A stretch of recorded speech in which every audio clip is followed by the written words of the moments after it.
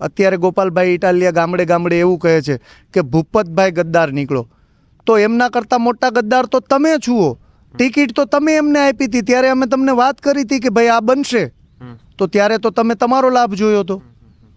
તમે કહી રહ્યા છો કે તો પછી જે રીતે તમારી વાત છે તો ગોપાલભાઈના લીધે જ બીજી આ ફરીવાર પેટા ચૂંટણી કરવી પડી વિસાવદરમાં. બિલકુલ 100%. તમે જુઓ ગોપાલભાઈના હિસાબે જ, કારણ કે ભૂપતભાઈને આડકતરી રીતે આમ આદમી પાર્ટીમાંથી ધક્કો મારનાર અને ભૂપતભાઈને એવો વિશ્વાસ અપાવનાર કાર્યકર્તાઓ મોકલી અને ભૂપતભાઈને અહીંયાથી આમ આદમી પાર્ટીમાંથી રાજીનામું અપાવી અને ભાજપમાં મોકલા. ત્યાર પછી પિટિશનનું બાનું આવ્યું, તો હું આજે એ પણ કહું કે હર્ષદભાઈ રીબડિયાને પણ એ મળ્યા હતા કે ભાઈ તમે પિટિશન ખેંચી લ્યો.